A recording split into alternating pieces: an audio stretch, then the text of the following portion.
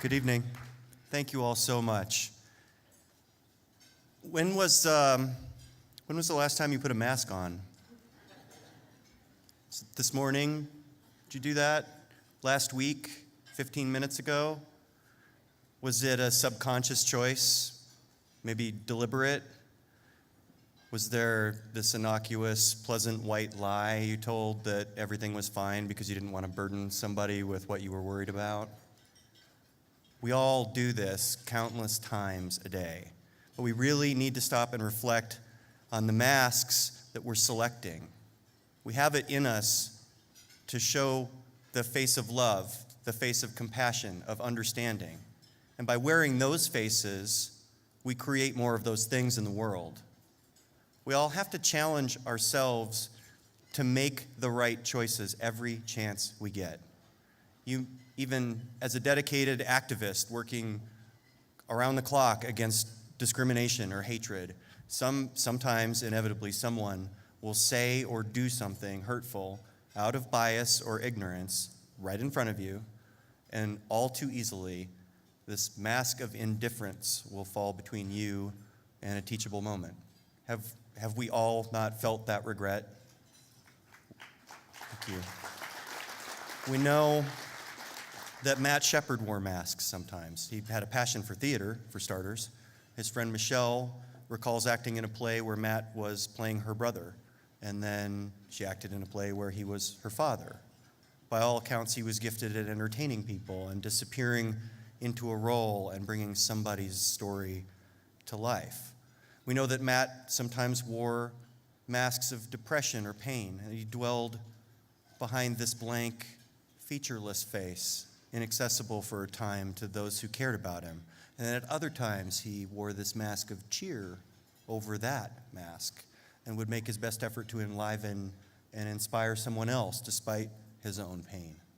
And now, for longer than is imaginable, he has worn this final mask of victim, this label that was affixed over this unique individual, his character, his story, obscuring for most people the chance to view the real person behind the cruel thing that someone did to him.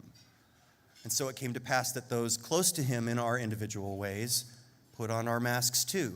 We masked our grief in hope, and we masked our anger in activism, and we masked our shame about the place we were from with the mask of pride of place, of defense of home and community. We felt that nothing worse than this could ever possibly happen, and then we went forth and met the people that it kept happening to again and again. And we encouraged them to see a face, to choose one for the world to look upon, a face that seeks justice, that seeks to educate, that warns against the dangers of hatred.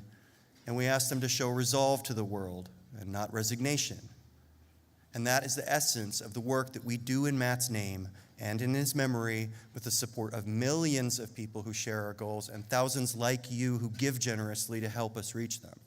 And this challenge that we've set ourselves, replace hate with understanding, with compassion, with acceptance.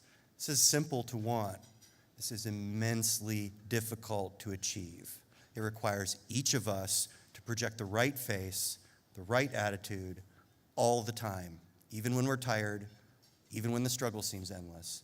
And it requires others to examine and perhaps change the face they are portraying to the world, to remove their mask of power, their mask of superiority, and show instead some common humanity with those who differ from themselves.